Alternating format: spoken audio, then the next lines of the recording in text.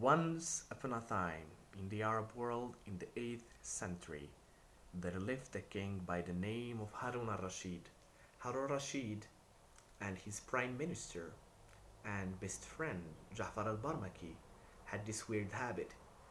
They would go every now and then undercover, wearing old, torn, dirty clothes and roaming around cities looking for spies, criminals, rebels, or someone that might need help.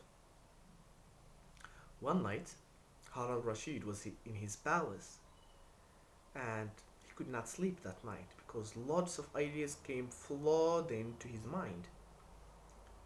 And his wife saw that her husband is sleepless, so she decided to help. And she brought her lute and she started playing wonderful tunes, but that did not help. So she started telling him stories to entertain him and to make him fall asleep, but that did not work out. Then Harun Rashid decided to go and grab some fresh air. So he went to the balcony, he opened the door of the balcony, went outside, and he started looking at the outside world. And in the opposite side of his view, he saw the palace of his best friend and minister, Ja'far al-Barmaki.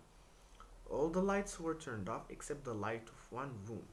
So he started counting the rooms. This is the kitchen, this is the living room, this is that.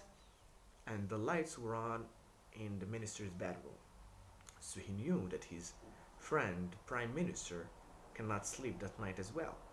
So he grabbed his old torn outfit, he put it on, and he went outside, heading towards the palace of his friend. So he went there and he found the guards. He asked the guards to call open the minister, and that's what he did.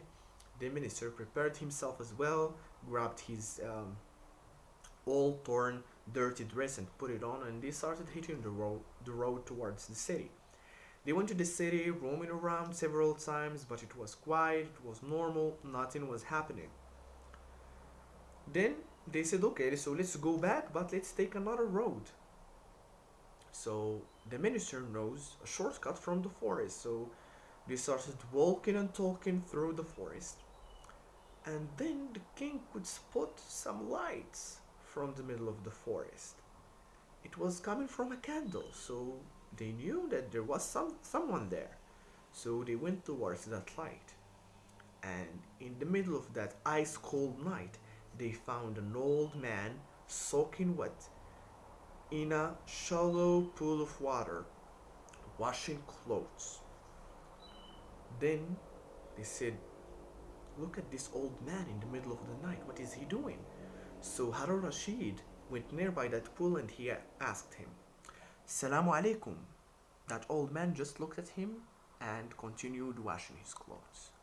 And he repeated, Salamu alaikum, old man.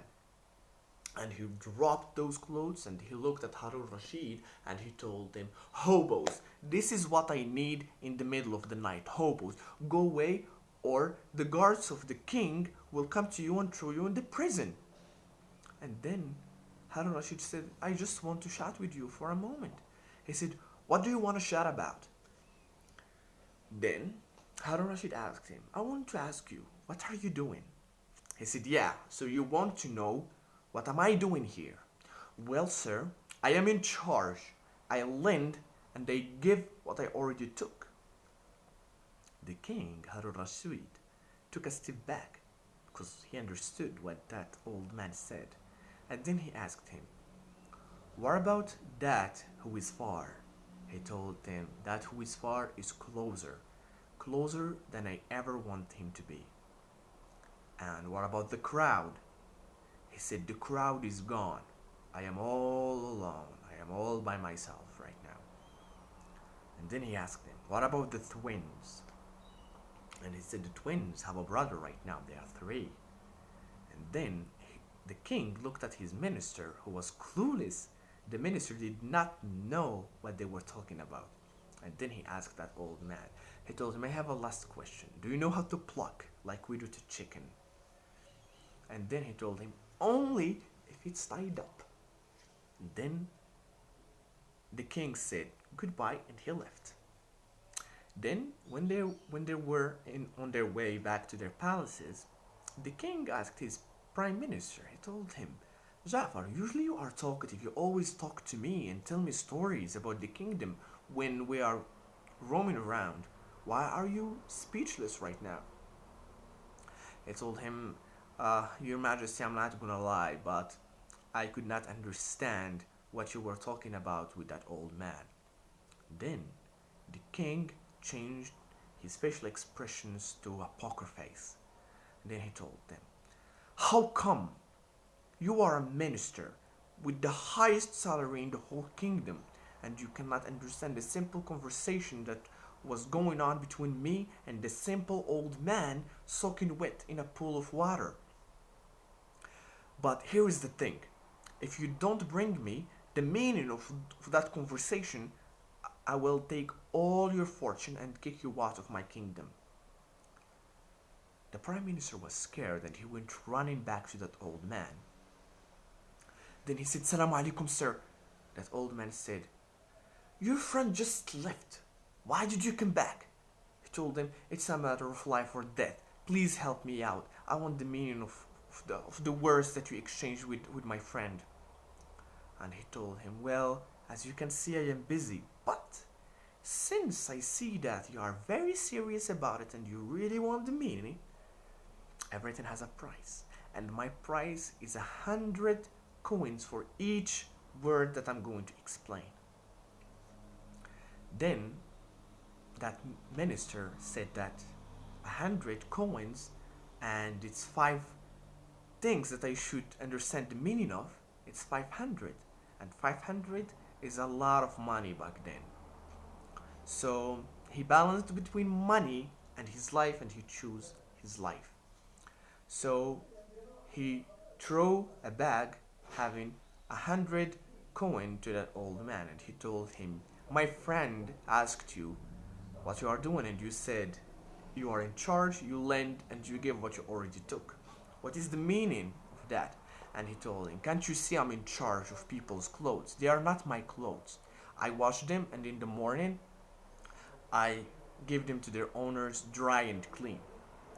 And I lend to my children, so when I grew up they will take care of me, as I am doing that right now. And I give what I already took.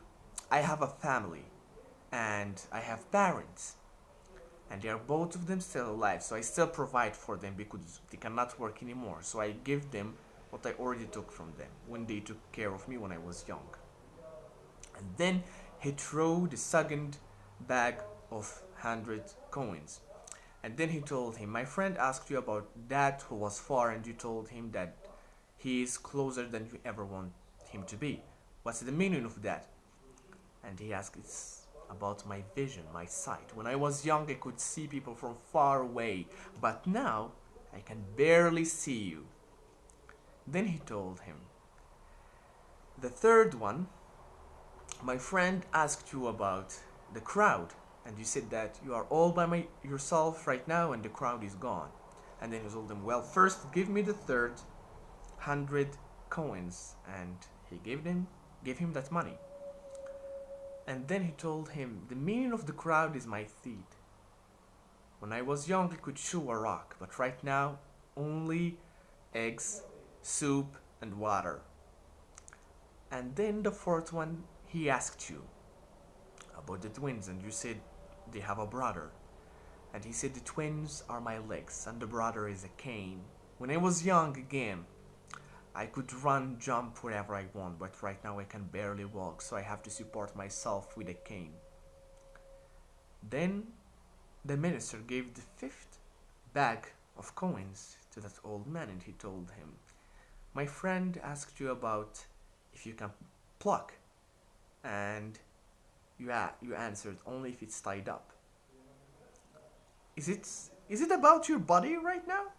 But then he told him, and giving a very big smile, No, it's about you, fool. Your friend tied you up for me, and they plucked sweet 500 from you, and he was waving those bags of money in front of the face of that prime minister. Then the minister went back to his palace, and he found his his friend, the king, by the door. And then the king asked him, "Did you find the meaning of those words?" And he said, "Yes." And that old man plucked a very sweet 500 from me. Then the king laughed, and he told his friend, he told Jafar, "Don't worry, I don't think that you lost money, because you gained a lot of things tonight. First, you helped someone that needs help. He's in charge of two families, his parents and his children. And you learned something new, which is wordplay. Now, you and I can talk in a room full of people and talk about anything we want, and no one can understand us using wordplay. So now go back to sleep, and we can continue our work tomorrow." So both of them lived happily ever after until the end of time, and this is the end of my story.